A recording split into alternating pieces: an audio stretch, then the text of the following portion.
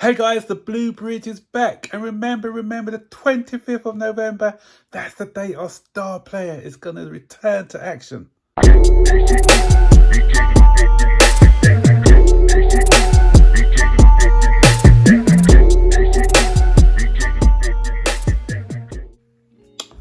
So, feels like a while, things like a minute that I haven't made a video for you guys. Been in Egypt for the past week and a half. So yeah, good experience in Egypt. Very hot sun. I didn't get to see the pyramids though, Valley of the Kings, all those great attractions, because early into the journey, I fell foul to the Egyptian tummy, so I didn't want to do a 6-hour journey, not feeling 100%, but I did manage to do some quad biking, went on the submarine, and I managed to catch the Chelsea versus Arsenal game there as well. Good performance, but disappointing result at the end. One of my boys was happy with a comeback, but we kind of threw that one away, or our goalkeeper did.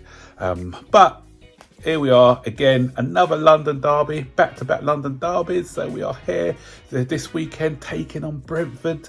And I just finished listening to the press conference, and we start with some positive news because Nkunku is back.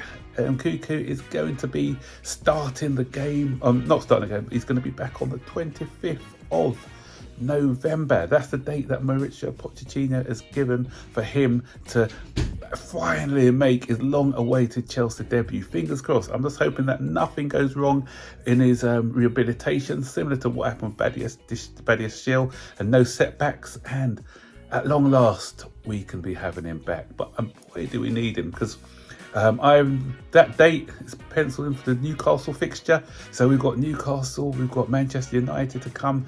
Unfortunately, we'd already played against Manchester City and Brighton. So, but he's coming back just at the right time, just at the business end, when the season starts to get serious, when the teams like Tottenham Hotspurs are going to start to falter. The 10 games in, usually you have a surprise package. This season it's Tottenham, and I feel that the big teams, that's when the form kicks in. Now Manchester City their form kind of kicks in. I'm hoping that's the same for Chelsea now, because against Arsenal, as I mentioned earlier, what we saw was a semblance of a team forming, and so if we can kick on from that performance against Arsenal but get a better result, then we'll see. But this is a different game against Brentford, because Arsenal are a team who like to come at you, and Chelsea perform better against those teams. We saw the performance against Liverpool earlier on in the season. So when we're taking on teams like Brentford now, who are a bit more physical, who will not they play counter-attacking football, so they're not going to leave a lot of spaces in between. So this is going to be a different type of test. So these are the teams that we usually struggle against. So we'll see how far we've come as a team if we can get a positive performance against Brentford. We've scored a couple of goals in our last 3 matches. We scored 2 or more. So the goals are coming now. The goals are coming. So all we need now is just to get 4 or 5 wins on the bounce. So there's some consistency in our game, because 9 games in and it's 3-3-3 at the moment. 3 wins, draws, 3 defeats. So one of those wins are going to be 4-3-3. So I'm hoping it's the win column and not the draw column or the defeat column that's going to have the 4 in it for the season. So 10 games in, and slowly but surely creeping up the table, and I think we're going to see some positivity in the side. And the fact is that we are seeing now that with a few players coming back from injury, we're seeing the value of Cole Palmer, and it makes me laugh a lot. At the beginning of the season, our snobbery, the snobbery of some of our fan base, because he was coming from he's an English player coming from Manchester City's reserve. He wasn't good enough for Chelsea. Half of the people had never seen this guy kick a football, and they were writing him off. So now a lot of people are eating humble pie. Okay, I'm not gloating yet. The season's not over, so that's the thing. I judge people on a season, not on a purple patch, because he may then have a poor spell, and then people will be going back to saying he's overrated and everything else. I like to judge people over the course of what they've done in a whole season.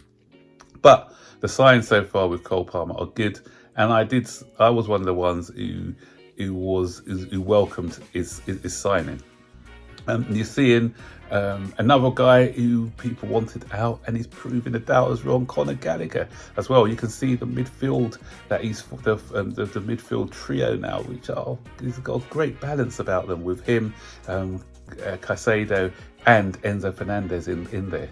So we are starting to see the team gelling, and so tomorrow would be to see whether we can kick on from there. Another talking about Pochettino as well. And in other news, which is quite positive, we're hearing that the way going forward with the transfer policy is that Mauricio Pochettino is going to be identifying the area that he feels needs strengthening and the profile of player that he's going to be looking for, and then it's going to be down to like Winstanley, Stewart and co to then look at players within that profile and present Pochettino with probably 2 or 3 names, and then Pochettino will then decide which one he feels is best for the style of play that he wants. And that's the way it should be going forward, actually. But, you know, these people, who a lot of people, again, have been criticising, you know, you've seen with the likes of Cole Palmer, you've seen with the likes of Caicedo and the way that they're building this side. They do know what they're doing, guys. You know, they are the ones who are professionals, as I keep saying, not us. So, you know, let's not keep questioning these directors. They're doing what they're paid for, and now we're seeing that the people they're bringing in and the people that they've moved out actually is, you know, a lot of the decisions at this moment in time are proven to be the correct ones.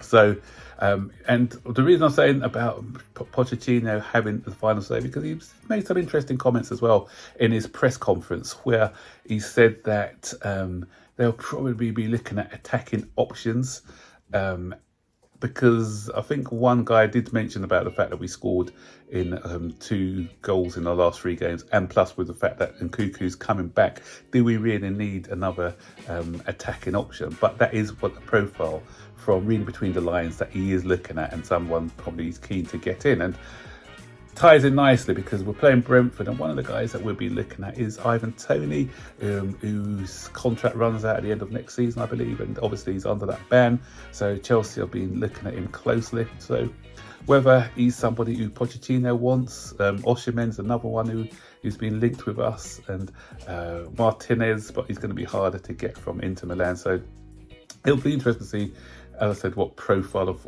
a player Pochettino chooses, if he does choose an attacking player to go for in the January window.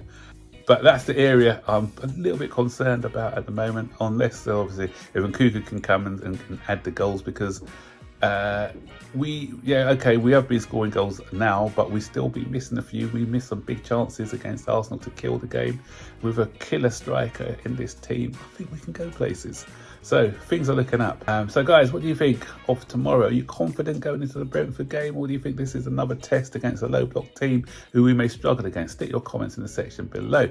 So it's good to be back, boys and girls, and I will see you guys on the next video. So don't forget to like, subscribe, turn on the notifications so you'll be notified every time I make a new video. So take care, bye bye.